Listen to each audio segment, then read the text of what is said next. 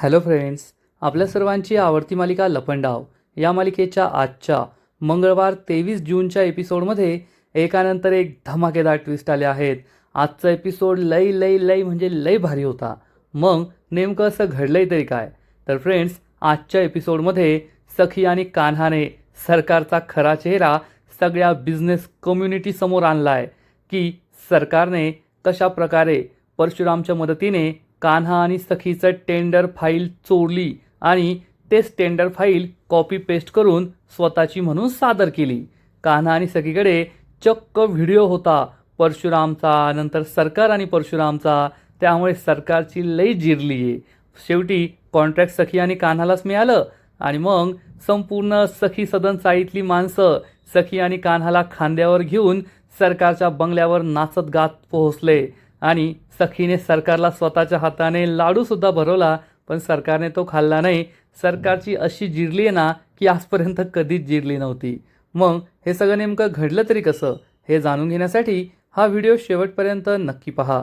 Friends, आजच्या एपिसोडच्या सुरुवातीलाच सरकार जी कामत एम्पायरची मालकीने अरबो रुपयांची प्रॉपर्टी ज्या सरकारकडे, त्या सरकारला अजूनही दुसरा नौकर भेटलेला नाहीये. वेदू सोडून गेल्यानंतर बिचारी सरकार ही स्वतःच किचनमध्ये स्वतःसाठी कॉफी बनवत असते. तेवढ्या सखी तेथे येते आणि तिच्यासाठी आणि कानासाठी चहा बनवायची तयारी सुरू करते. सखी ही काहीच बोलत नाही, पण सरकार एकदम रेडी होऊन टिपटॉप तयार झालेली असते आणि सखीला म्हणते, काय मग सखी, आज टेंडर हरायला तयार आहेस ना? सखीसुद्धा उत्तर देते, हरायला नाही, जिंकायला तयार आहे. कारण तुम्ही मला अजून ओळखलेलं नाही आहे, तुम्हाला लवकरच माझी ओळख कळेल. सरकार म्हणते, हो खरंच? सखी म्हणते, हो खरंच. जसं मी या चहामध्ये 2 चमचे साखर टाकते ना, तसंच आम्ही टेंडर रिपोर्टसुद्धा गोड गोड बनवला आहे, जो सगळ्यांना आवडेल आणि टेंडर आम्हालाच मिळेल. तर सरकार म्हणते, ही तू साखरेचा जो चहा बनवते ना, तो थोडा कमी गोड कर, थोडी साखर कमी टाक, कारण सगळ्यांना गोड गोड आवडतं, पण या गोडामुळेच डायबिटीजचा धोका असतो. त्यामुळे आजकाल लोक डायबिटीजच्या भीतीने चहात थोडी कमी साखर टाकताय आणि सगळे माझ्यासारखी ब्लॅक कॉफी पिताय, एकदम स्ट्रॉंग आणि कडवत, ज्यात साखरेचा एक कणसुद्धा नाही आहे. सखी सरकारला म्हणते, पण कोणाला कडवट आवडत नाही ना? तर सरकार म्हणते, आवडतं ना. आजकाल लोक हेल्थ कॉन्शियस झाली आहेत. तसंच मी माझा टेंडर रिपोर्टसुद्धा थोडासा कडवट बनवला आहे, रिअलिस्टिक बनवला आहे. त्यामुळे माझाच टेंडर सिलेक्ट होणार, हे टेंडर मलाच मिळणार. सखीसुद्धा सरकारला उत्तर देते, पाहूया ना कोण जिंकतंय, माझा गोडवा की तुमचा कडवटपणा. सरकार कॉफीचा एक घोट पिते आणि म्हणते, सखी डार्लिंग, अजून तू खूप नवी या फील्डमध्ये, आत्ता कुठे कामाला सुरुवात केली आहे? गेली 12 वर्ष मी हे सगळं करतीये आणि हे टेंडर मीच मिळवणार, एवढं लक्षात ठेव. आणि तू आणि तो कान्हा माझ्यासमोर टिकूच शकत नाही, कधीच टिकणार नाही. सरकारचा कॉन्फिडन्ससुद्धा फुल असतो आणि सखीचा कॉन्फिडन्ससुद्धा फुल असतो. सखी म्हणते, पाहूया ना, आज टेंडरच्या मीटिंगमध्ये कळेलच कोण जिंकतंय आणि कोण हरतंय. असं म्हणून सखी तिचा आणि कान्हाचा चहा घेऊन आपल्याबरोबर निघून जाते आणि सरकार हसू लागते आणि म्हणते, सखी डार्लिंग, तुला तर माहीतच नाही आहे की तुझा लाडका परशू काका हा मला येऊन मिळाला आहे. गद्दारी केली आहे त्याने तुमच्याबरोबर आणि आता हे टेंडर तर मीच मिळवणार, सरकारच मिळवणार. असा विचार करून सरकार खूप खुश होते. आणि दुसरीकडे मीनाक्षी ही घरातील देवासमोर हात जोडून बसलेली असते आणि ढसाढसा रडत असते. मीनाक्षी म्हणते, बाप्पा, आम्ही खूप त्रासात आहोत. ती सरकार आमचा छळ करतेय. एकेकाळी आम्ही ऐश्वर्य उपभोगलं, सगळी सुखं आमच्या पायाशी लोळण घालत होती, पण आज आम्हाला या घरामध्ये नोकरापेक्षासुद्धा वाईट दिवस आले आहेत. ती सरकार आमच्यावर अत्याचार करतेय, आमचा छळ करतेय. माझ्या पोटातलं बाळसुद्धा तिने हिरावून घेतलं आणि आता आमचा जीव घ्यायला निघाली आहे. आमच्या आयुष्यातील प्रत्येक क्षण हा आम्हाला नरक यातना देतोय. परमेश्वरा, या नरक यातना दूर कर. जर देव खरंच या जगात असेल, तू या जगात असशील, तर आम्हाला या सगळ्या त्रासातून वाचव, त्या सरकारच्या जाचातून वाचव आणि आम्हाला या सगळ्यातून मोकळं कर. असं म्हणून मीनाक्षी ही ढसाढसा रडत असते. गणपती बाप्पाला प्रार्थना करत असते, बाप्पा, आम्हाला या सगळ्यातून बाहेर काढ. आणि तेवढ्यात कुणीतरी तिच्याजवळ रुमाल पकडतं. आता हा रुमाल कुणी पकडलाय हे आपल्याला दिसत नाही. पूर्ण एपिसोड संपतो तरीसुद्धा कळत नाही. आणि इकडे सखी आणि कान्हा त्यांच्या रूममध्ये बसलेले असतात. कान्हा सखीला म्हणतो, बेबी सरकार, काहीही झालं तरी हे कॉन्ट्रॅक्ट आपल्यालाच मिळायला पाहिजे. तेवढ्यात दरवाजावर कुणीतरी नॉक नॉक करतं. त्यामुळे कान्हा दरवाजा उघडतो तर परशुराम आतमध्ये येतो. परशुराम खूप खुश असतो. तसं तर परशुराम गद्दारी करायला आलाय. सखी आणि कान्हा म्हणतात, अरे काका, आलास का तू? तर परशुराम हा काहीतरी विचार करतो. सखी म्हणते, काका, आता आम्हाला काहीच टेन्शन नाही आहे. सरकारबरोबर इतकी वर्ष काम केलेला माणूस आमच्याबरोबर आहे, म्हणजे आम्हाला सगळ्या आतल्या बातम्या मिळणार आणि हे कॉन्ट्रॅक्टसुद्धा आम्हालाच मिळणार. परशुराम वेगळ्याच विचारात गुंग असतो की गद्दारी कशी करायची. कान्हा विचारतो, काय झालं परशु काका, कसला विचार करताय? तर परशु सांगतो, नाही नाही, काही नाही. तुमची ती टेंडर फाईल दाखवताना मी सगळं चेक करून सांगतो. कान्हा म्हणतो, हो हो, सखी मॅडम टेंडर फाईल घेऊन या. सखी टेंडर फाईल घेऊन येते. कान्हा परशुरामकडे ही फाईल देतो आणि ही फाईल हातात घेताच परशुरामला आठवतं की सरकारने आपल्याला गद्दारी करायला सांगितली आहे. परशुरामला खूप टेन्शन येतं. कान्हा विचारतो, काय झालं काका, कोणत्या विचारात गुंग झाला? परशुराम सांगतो, अरे काही नाही, मी चेक करून घेतो. आणि मग परशुराम ही फाईल चेक करतो. तसं तर आजपर्यंत सरकार ही परशुरामला नेहमी युजलेस, एकही कामाचा नाही, काही फायद्याचं नाही असं म्हणत असते. परंतु आता परशुराम जे काही बोलतो, त्याची जी काही अक्कल पाजवतो ना, ते ऐकून तुम्हालासुद्धा आश्चर्य वाटेल. कारण परशुराम या टेंडर फाईलचं पूर्णपणे सगळ्या बेसिकपासून ॲडव्हान्सपर्यंत सगळ्या गोष्टी कान्हाला समजावून सांगतो. आता जो कान्हा म्हणजे Kabir Kirloskar businessman of the year आहे, एवढ्या मोठ्या किर्लोस्कर कंपनीचा मालक आहे, मागील अनेक वर्षांपासून बिझनेस करतो, त्या कान्हाला तो सगळं समजून सांगतो की सध्या स्टीलचे, ब्रासचे, सिमेंटचे भाव वाढलेले आहेत. तुम्ही ही जी प्राईस दिली आहे यामध्ये GST आहे का? तुम्ही हे जे स्क्वेअर मीटर स्क्वेअर फूट घेतलं आहे ते माप चुकायला नको. आणि कान्हासुद्धा, वा काका वा, मला तर हे सगळं माहीतच नव्हतं. खरंच तुमची आम्हाला खूप मदत झाली आहे.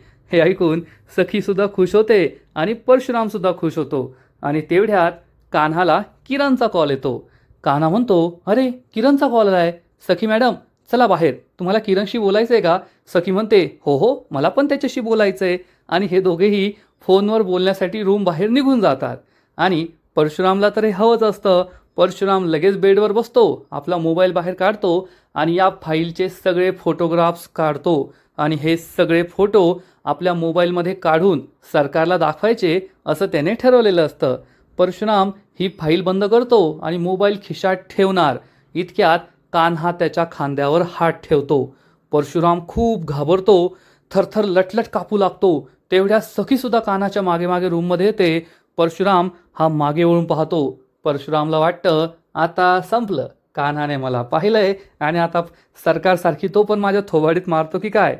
पण कान्हा हा चक्क परशुरामला घट्ट मिठी मारतो आणि म्हणतो, थँक्यू काका, तुमची खूप मदत झाली आहे.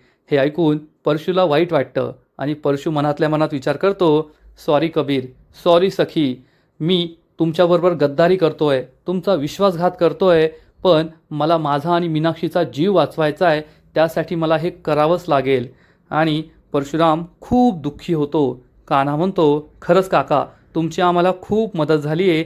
परशुराम काही न बोलता तेथून निघून जातो. आणि मग तो सरकारच्या रूममध्ये येऊन तिला हे सगळे फोटोज दाखवतो. सरकार खूप खुश होते आणि म्हणते, अरे वा परशू, तसं तर आजपर्यंत तू कधीच माझ्या कामाला आला नाही. तू एक नंबरचा बिनकामाचा आहे असं मला वाटायचं, पण आज तर तू माझं खूप मोठं काम केलं आहे. खऱ्या अर्थाने आज तुझं आयुष्य सार्थकी लागलं आहे. परशुराम बिचारा काहीच बोलत नाही. सरकार त्याला स्तुती करता करता सुद्धा शाल जोडीतून फटके मारत असते आणि बिचारा परशुराम हे सगळं गुपचूप ऐकून घेतो. आणि मग थोड्या वेळानंतर सखी आणि कान्हा जेथे आजचं टेंडर सबमिट करायचं आहे त्या ठिकाणी पोहोचतात.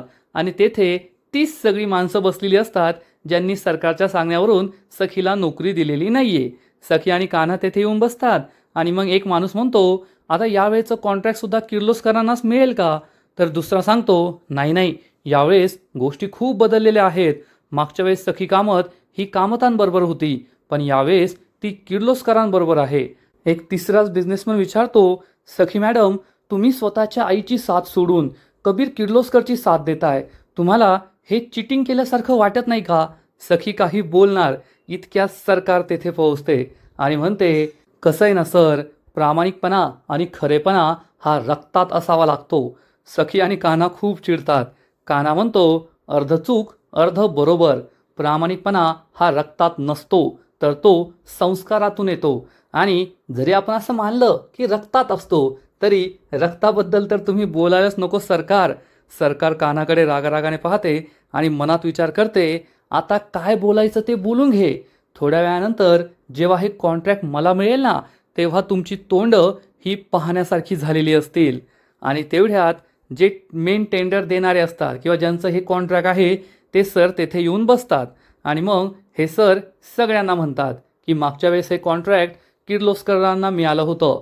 आता हे कॉन्ट्रॅक्ट कोणाला मिळेल ते पाहूया. हे कॉन्ट्रॅक्ट वर्ष 2026साठी आहे. सगळ्यात आधी कोण टेंडर सबमिट करणार आहे? सरकार लगेच म्हणते, मी. आणि हे सर म्हणतात, ठीक आहे तेजस्विनी मॅडम, तुम्हीच हे टेंडर सगळ्यात आधी सबमिट करा. सरकार उभी राहते आणि ही टेंडरची फाईल या सरांना दाखवते आणि सांगते, मी सखी कन्स्ट्रक्शनतर्फे या टेंडरची प्राईस कोट करते. आमची प्राईस असेल 51,99,99,999 रुपये फक्त. हे ऐकून सखी आणि कान्हाला जबर धक्काच बसतो. सरकार त्यांच्याकडे पाहून हसू लागते.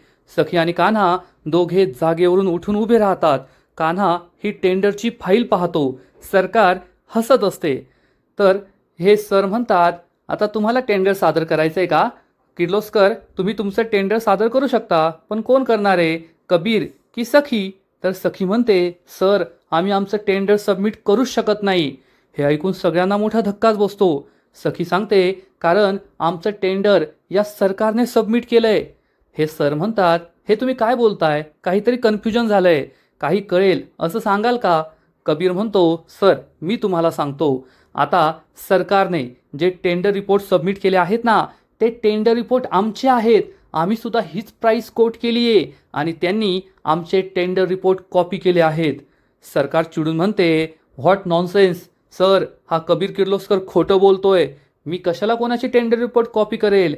मी इतक्या वर्षांपासून या बिझनेसमध्ये आहे. कामत एम्पायर चालवते मी अशी चोरी वगैरे करत नाही. हे टेंडर रिपोर्ट मी स्वतः बनवले आहेत.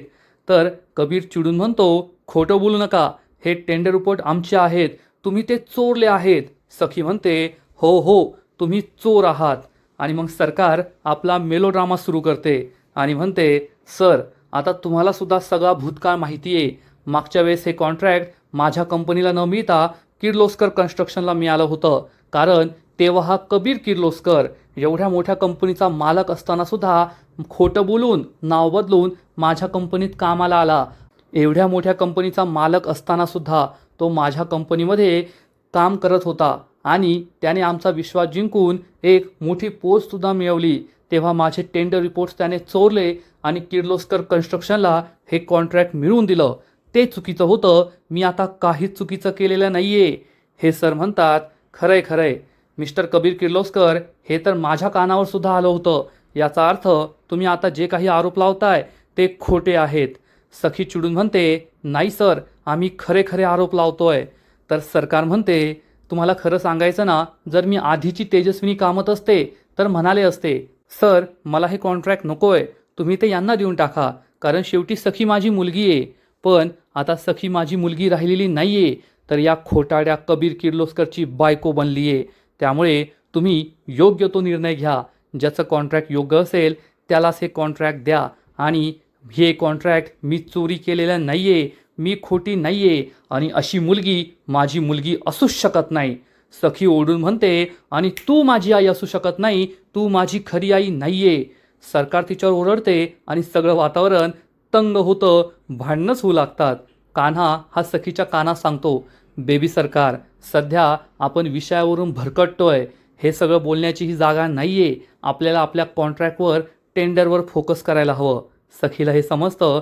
सखी कान्हाला सॉरी म्हणते आणि मग सरकारला जाब विचारते, ठीक आहे सरकार, मानलं आपण की हा टेंडर रिपोर्ट तुमचा आहे, पण तुम्ही हा टेंडर रिपोर्ट कसा बनवला ते सांगू शकता का? सरकार म्हणते, कसं आहे ना सखी, तू आज या बिझनेसमध्ये आली आहे. मागील 12 वर्षांपासून मी कामत एम्पायर सांभाळते आहे. त्यामुळे मी हे कसं केलं, काय केलं हे मी सांगू शकते. आणि जर मी खोटी आहे हे तुला सिद्ध करायचं असेल ना, तर असे फालतूचे प्रश्न विचारण्यापेक्षा पुरावे समोर ठेव. जे काही बोलायचं आहे ते पुराव्यांना बोलू दे, आपण न बोललेलंच बरं. कान्हा म्हणतो, चालेल ना, नक्की चालेल. आता जे काही बोलतील ना ते पुरावेच बोलतील. असं म्हणून कान्हा त्याच्या बॅगमधून लॅपटॉप बाहेर काढतो. सरकारला वाटतं असेल काहीतरी फालतू, आणि कान्हा सगळ्यांसमोर एक व्हिडिओ प्ले करतो. आणि हा व्हिडिओ असतो सखी आणि कान्हाच्या रूममधला, जेव्हा परशुराम या कॉन्ट्रॅक्टचे टेंडरचे फोटोज आपल्या मोबाईलमध्ये काढून घेत होता. सखी आणि कान्हा सरकारकडे पाहतात. कसं मग? तर सरकार विचारते, व्हॉट? काय संबंध? येथे एक माणूस फोटो काढतोय, त्याचा आणि माझा काय संबंध? मी त्याला ओळखत नाही, त्याने मला काही मदत केली नाही. तर कान्हा चिडून म्हणतो, हे तुम्ही काय बोलताय? हे आपल्या घरचे परशू काका आहेत आणि त्यांनी तुमच्या सांगण्यावरूनच आमच्या टेंडर फाईलचे फोटोज काढले आहेत. तर एक माणूस म्हणतो, नाही नाही, परशू यांच्यासाठी काम करतो, यावर आपण कसा विश्वास ठेवणार? यात जर सरकार दिसत असत्या तर त्यांचा काही सहभाग आहे असं आपण म्हणू शकतो.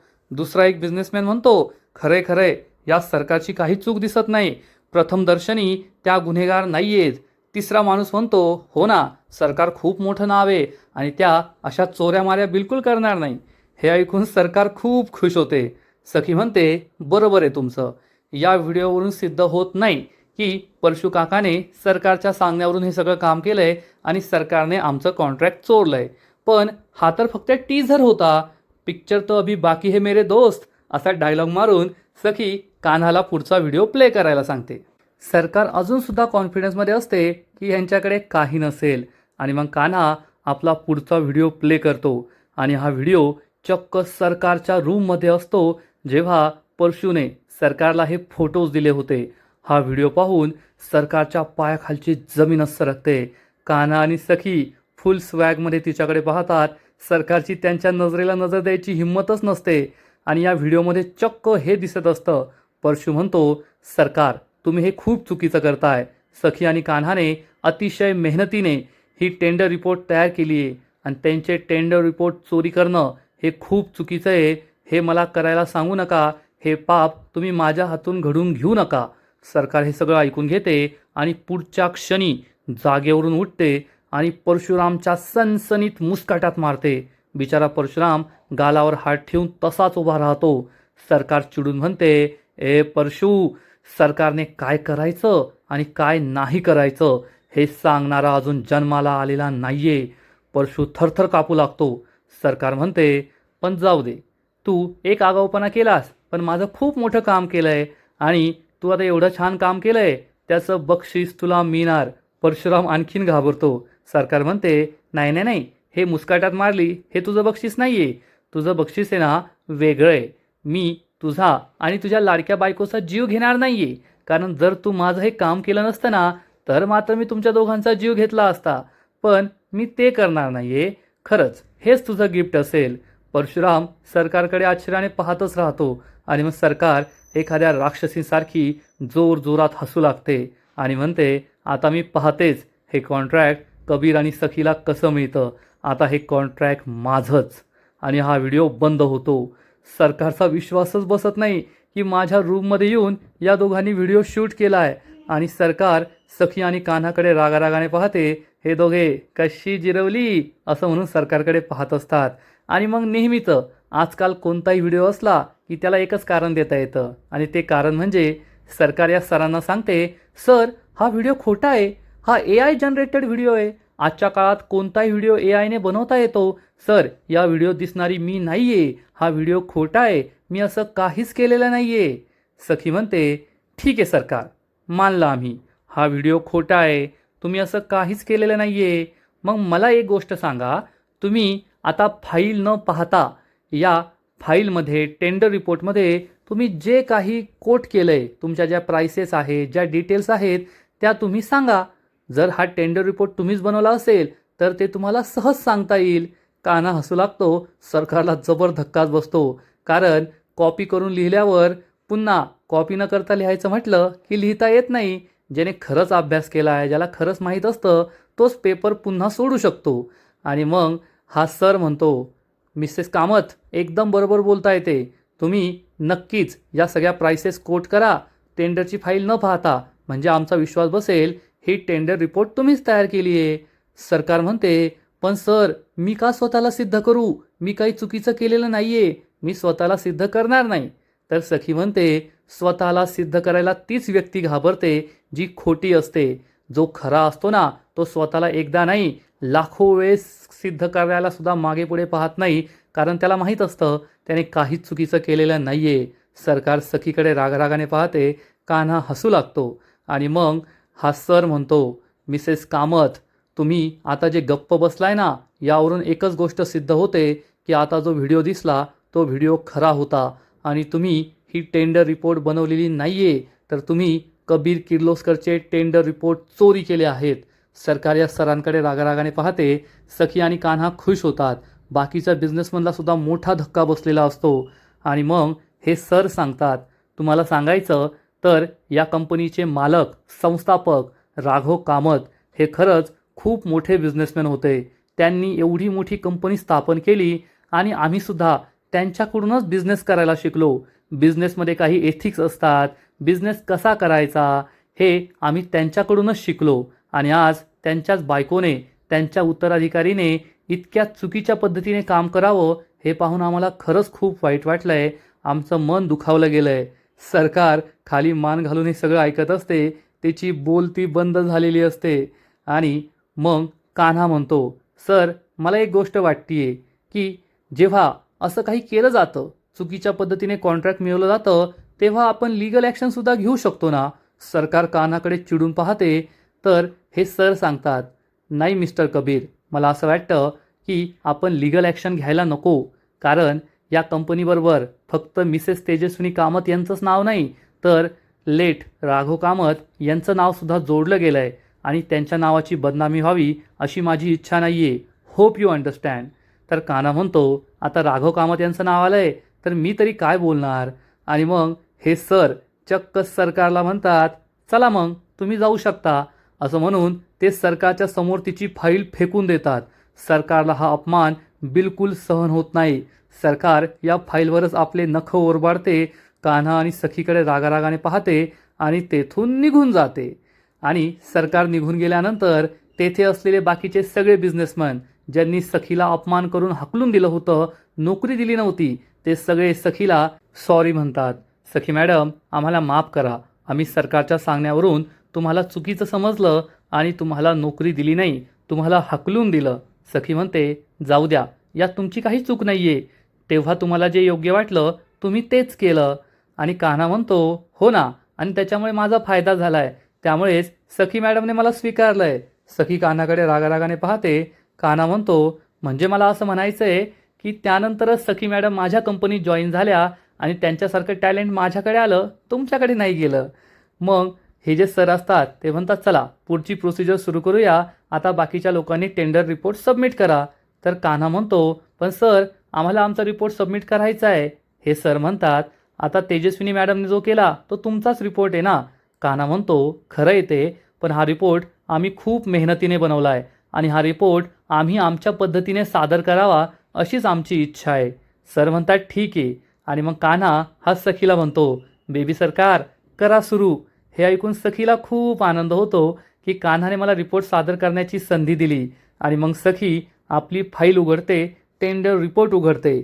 आता सरकारने तर फक्त टेंडरची फायनल प्राईस कोट केलेली असते, पण सखी पूर्ण 1 तासाचं भाषण देते. प्रत्येक फिगर काय आहे, कसा खर्च करणार, कसं प्रॉफिट असेल, काय नसेल, कसं काम करणार, ही सगळी टेंडर रिपोर्ट ती सादर करते आणि सगळेजण खूप खुश होतात.